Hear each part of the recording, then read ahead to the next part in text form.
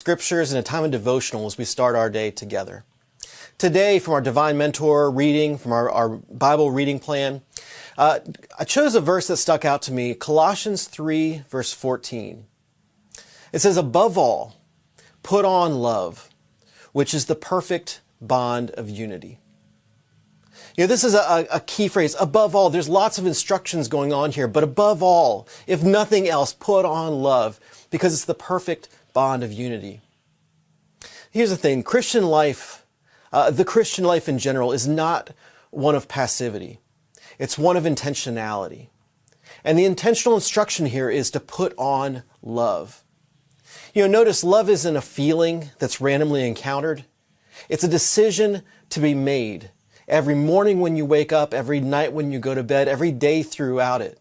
And it's presented here as something that might not be there already, but that is available to be chosen. Right? It's a put on love. You know, I think about it this way. Maybe I'm looking outside one day and it's just pouring down buckets. And my wife Lindsay calls out and says, hey, put on a raincoat today. Now I could ignore her. I could disregard what she said and I could just get soaked on that day. Or I could comply. Right? I could put on a coat and I could stay dry. That coat's available to me. It's my choice of whether or not I listen to her counsel, listen to her wisdom, and apply that. You know, when I read this book, and this verse, and it says, above all, put on love, I hear Jesus saying, hey, it's wet out there. It's wet out there with judgment and with discord and with animosity and with misunderstanding and with offense. It's wet out there with a cancel culture, so you better put on love before going out. Love is the only thing that's going to keep you dry. It's going to be the only thing that's going to keep you experiencing unity.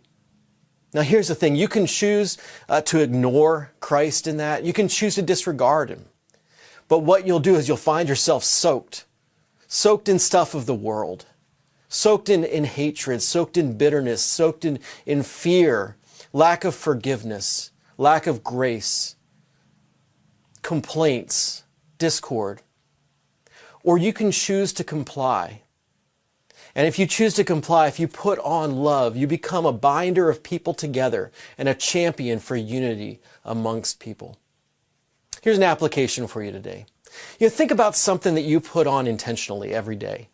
Maybe it's a watch or a necklace, maybe earrings or a ring or a pair of shoes. I know my kids wear the same pair of shoes every single day. Well, if you think about something that you put on every day, or maybe something you put in your pocket, like keys or a phone, think about this. When you put that in your pocket, or when you put that thing on, make it a reminder of your calling to put on love. And whenever you see that item today, whenever you encounter it or think about it, let it be a reminder to consistently and confidently choose love and to become an advocate for unity through the application of love. Let me pray for you today. Lord, we love you, and I thank you that love, even though it's difficult to choose at times, is something that we can choose. It's something that you call us to put on, that you offer us, and you empower us to actually show to other people. And I thank you for that promise that love will bind us together in unity.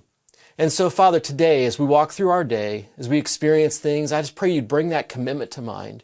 We consistently make that choice to love others above ourselves. And Lord, just to love others as an act of our will, not simply when we feel like it, but as a reflection of your love to them as well. Lord, we love you, and we thank you so much for your blessing